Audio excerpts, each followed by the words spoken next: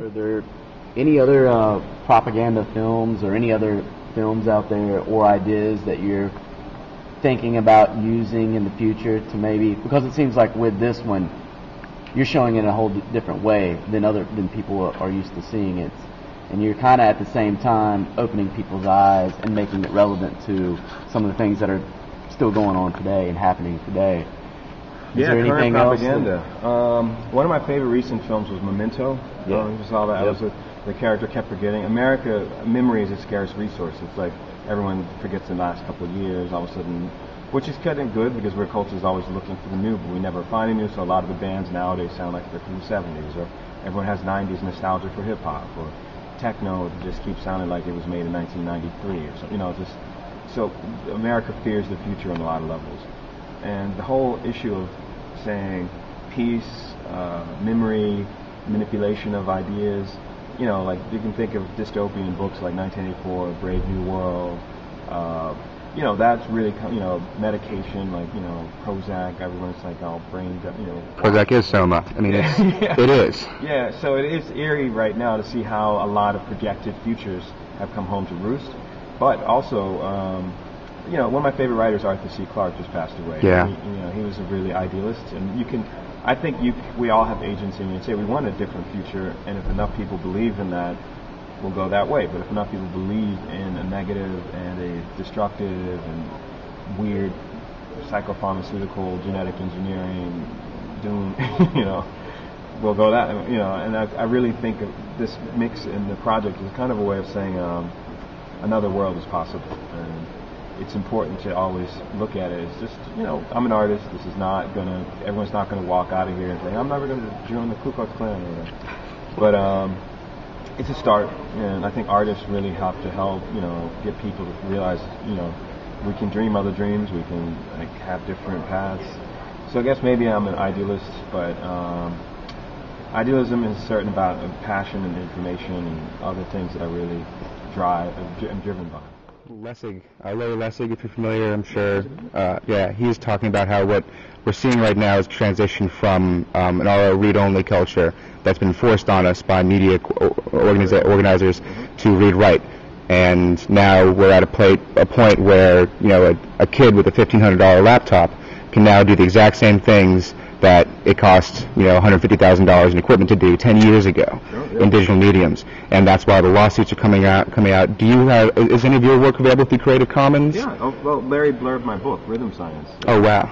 And there's elements of the book that are available with Creative Commons, and there's also my second book. This one's out of Sound Unbound. Excellent. Buy the book. It's about contemporary art, digital media, sound culture. And the whole vibe of these kinds of projects is to say open source is the world right now. So the way we live, which is these kinds of rip, mix, and burn issues, I love the idea of transitioning from read-only to read and write. It's a great metaphor. Larry, he's a good soundbite kind of. Oh yeah, you've seen his TED Talk? Yeah. The 3 stories, 1 argument. I'll have to go and check that out. It's one of the best TEDs I've ever seen. Okay. We're getting the wave down, so you got a last question? Gotcha. If you had to enter the Thunderdome in a two DJs enter, 1 DJ leaves kind of situation, and it can be a music battle or a physical battle, your choice, who would you want the other DJ to be and why? Well, it's like the Wizard of Oz situation. I mean, who's behind the Bush media thing? The media is a mix. I mean, don't be fooled. It's all a mix and edits and, I would guess it might not be just a DJ, it'd be a VJ, or like who's the Wizard of Oz behind the curtain for this whole weird Republican stuff. I'd have to find out who that. There's probably a couple people, like a little media cabal or something, but they're Rob's in there somewhere. Yeah, and I'm sure that would be the ideal DJ I would battle, or VJ or whatever you want to call it, like my images versus theirs, and the showdown. Excellent. But it's not really, to me, music is not just about cool other DJs or who's coolest or who's making pop music or whatever. It's much more about communication and saying we're all hanging out on this planet, and club culture has some good things to offer and it has some other things to offer. I mean, I'm not the type to surrender Ibiza or whatever. The last couple spots I've been were like South Africa, Angola, was checking out, there's this new style of African techno called kuduro, which is this really interesting kind of crazy style of rhythms coming out of Luanda, or going down to Antarctica and bringing a studio with me. So I'm not like normal DJ. Yeah. But I like that and I respect it, and I that's the culture I inhabit. But yeah, I would want to find out who's the media DJ, who's the one who's the puppet master. Yeah, the puppet master.